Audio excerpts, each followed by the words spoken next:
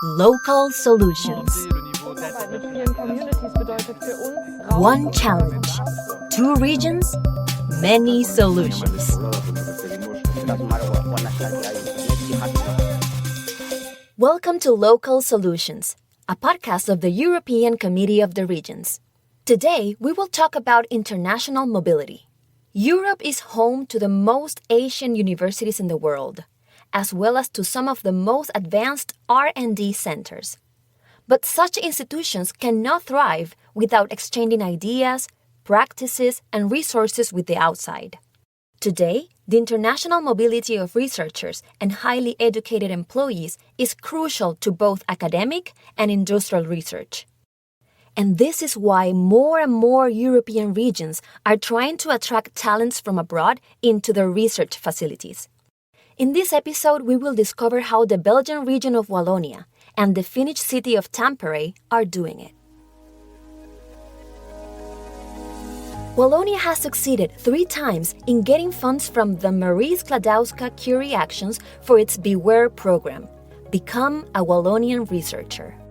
The program is dedicated to researchers who are currently working outside of Belgium and finances research and work stays at Wallonian universities and industries.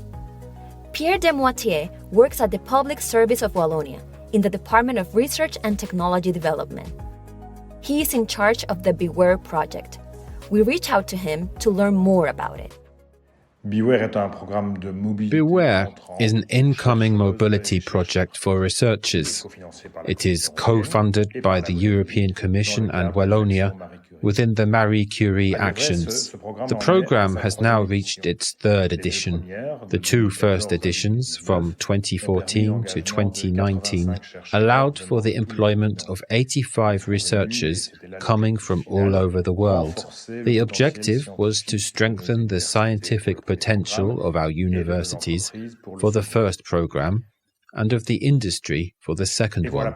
Building on this experience, we have created a new version of Beware in 2019, which is somehow a combination of the 2 previous programs. The researchers now have to spend half of their time at a university and half in an industrial facility. The objective is to foster mixed careers that are at the same time interdisciplinary, intersectoral, and international. 5 calls have been issued since September 2020. The last one was closed in April 2022. We had, of course, bad luck because of the sanitary crisis. We were counting on engaging 10 to 12 researchers per call, but I must confess that we were eventually disillusioned. The context did not help either. All the media were announcing that Belgium was one of the most contaminated countries in the world, and this, of course, did not encourage people to come to work here. In addition, quite a few companies had to downsize and temporarily lay off a great part of their personnel. In these conditions, it was impossible, or extremely hard, to hire new personnel. This said, we were able to hire almost 40 researchers, and if we did not have quantity, we certainly had quality. The internationalization of research is very important, as everybody knows. Thanks to Beware, the host universities get access to the researchers' network. This can originate new collaborations, which end up in common projects. And these could be funded by the Horizon Europe program, for instance. On top of that, and I really want to stress this, during their stay in Wallonia, the Beware researchers are encouraged to go abroad to strengthen even more these international collaborations. This brings to light also the close link between research and economy. Now, will there be a new Beware program in the future? The current edition goes on until August 2025. Meanwhile, Belgium will assume the presidency of the European Council in the first semester of 2024, and this is going to demand a big effort in terms of time and human resources. Maybe we will try again in 2026, given that our applications to the Marie Curie Actions have always been successful. 3 submitted applications, 3 funded projects. So maybe yes, see you in 2026. The city of Tampere in Finland wants to attract international talents and keep them for good. But researchers and highly educated employees often move with their families, and the spouses might have a hard time finding a job. The University of Tampere has launched an orientation and networking program entirely dedicated to them, the Hidden Gems Initiative. We talked to Raisa Suominen, who works for the Human Resources Services at the Tampere University and is the coordinator of the program. My role in the Hidden Gems Initiative is the role of a facilitator and a coach. The Hidden Gems Initiative was created in 2018 with funding from the European Social Fund. We started as an in-house spouse program, and soon the program was extended to private companies in Tampere as well. We have noticed that many talents relocate with their families. Over the years, we realized that some of them left after a while because their partners were unhappy, because they were not able to find a job. We now see that supporting the spouses is a key for talent attraction and retention. Our activities support the employment and integration of international spouses into the Finnish society.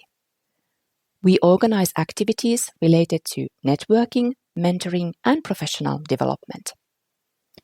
We start with peer meetings and workshops on topics such as adaptation to a new culture, skills and competencies, job seeking in Finland. We also have a mentoring program. In the mentoring program, the spouses are matched with experienced local professionals in the same academic or professional fields. The aim is to help build networks and find jobs in Tampere. We usually welcome 1/3 male spouses, 2/3 female spouses from both EU countries and outside Europe. Usually the spouses are highly educated and already have some years of professional experience. Tampere University wants to attract and retain international talent, and we are in competition for the best researchers globally.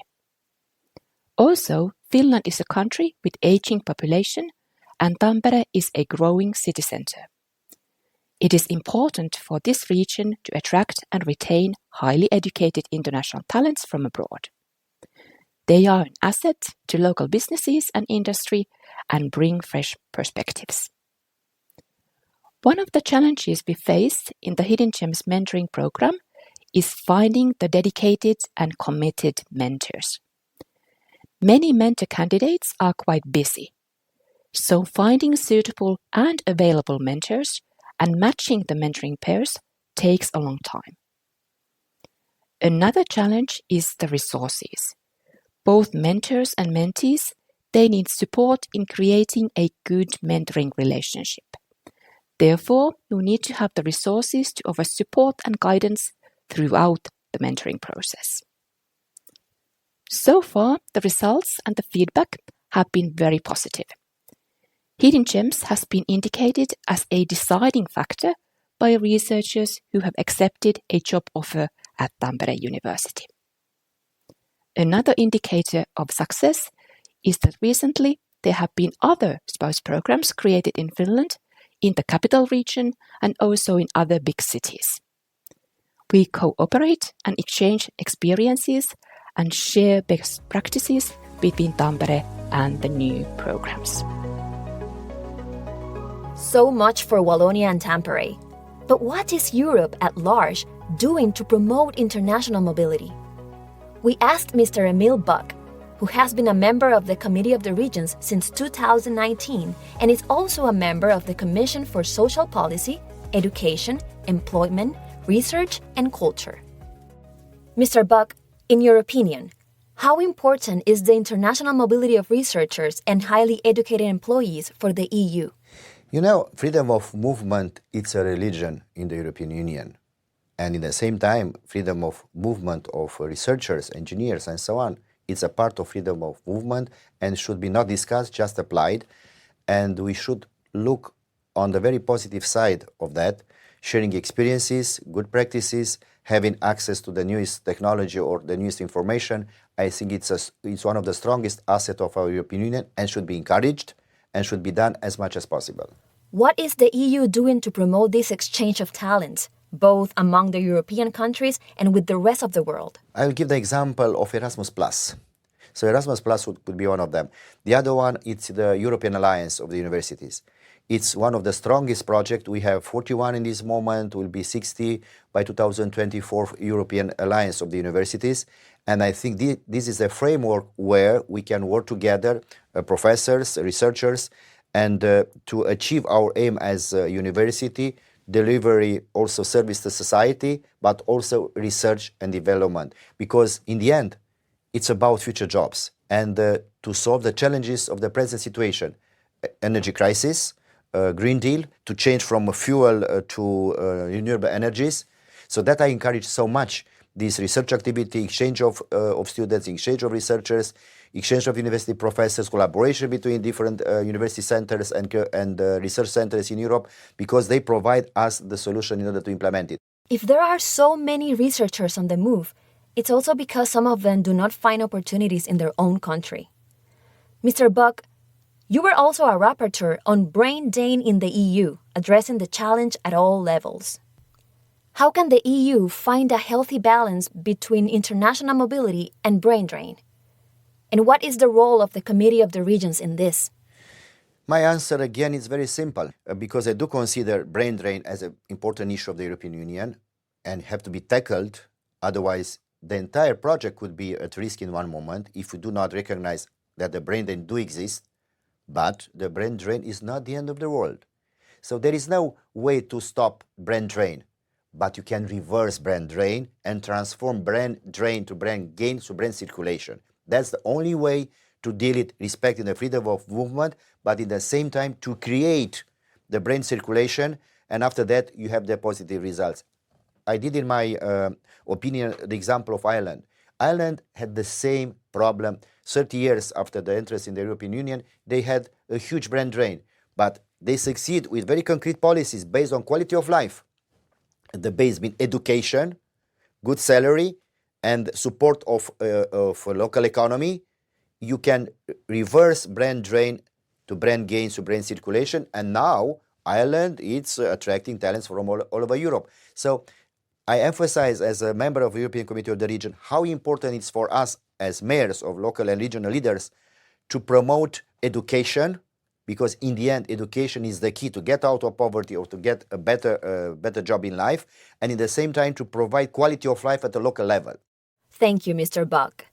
And thanks also to Pierre Demoitie and Raisa Suominen, who have talked to us about the importance of attracting international talents to the universities and industries of the regions, Wallonia and Tampere, respectively.